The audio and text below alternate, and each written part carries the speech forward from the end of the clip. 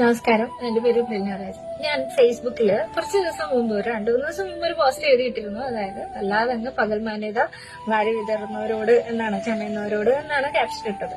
ഞാൻ എഴുതിയ പോസ്റ്റ് വായിച്ചിട്ട് മനസ്സിലാവാത്തവരുണ്ടെങ്കിൽ അതൊന്നുകിൽ എന്നോട് ചോദിക്കാം, പേഴ്സണലി വന്ന് ചോദിക്കാം. ഇനി അല്ലെങ്കിൽ നിങ്ങൾക്ക് 1-2 അതിൽ കൂടുതൽ പ്രാവശ്യമോ വായിച്ചിട്ട് മനസ്സിലായില്ലെങ്കിൽ നിങ്ങൾ ആ പോസ്റ്റ് വിട്ടേക്കാം.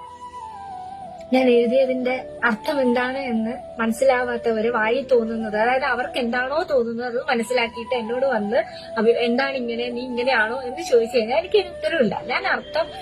ഞാൻ എഴുതിയതിന്റെ അർത്ഥം വ്യക്തമാണ്. പകൽ മാന്യരെ പേടിച്ച് നിങ്ങൾക്കുണ്ടാവുന്ന സന്തോഷങ്ങൾ വേണ്ടാന്ന് വെക്കരുത്. അതിനർത്ഥം അവിഹിതം തുടരൂ എന്നുള്ളതല്ല. അതെവിടെയാണ് ഞാൻ അവിഹിതം തുടരൂ എന്ന് എഴുതിയത്? മറ്റൊരാൾക്ക് ഉപദ്രവമാവാത്ത സന്തോഷങ്ങൾ നിങ്ങൾ മറ്റുള്ളവരെ പേടിച്ച് ചെയ്യാതിരിക്കരുത് എന്നാണ് പറഞ്ഞത്. അതിന് നല്ല സൗഹൃദം തുടർന്നൂടെ? എന്തൊക്കെ ചെയ്യാം നമുക്ക്? മറ്റുള്ളവർക്ക് ഉപദ്രവമില്ലാതെ എന്തും ചെയ്യാം. മറ്റുള്ളവരെ വേദനിപ്പിക്കുന്ന രീതിയിലുള്ള ഒന്നും ചെയ്യരുത്. അല്ലാതെ മറ്റുള്ളവർക്ക് ഒരു ഉപദ്രവമില്ലാതെ നമ്മുടെ സന്തോഷങ്ങളാണ് അതെങ്കിൽ നമുക്ക് തീർച്ചയായിട്ടും ചെയ്യാം.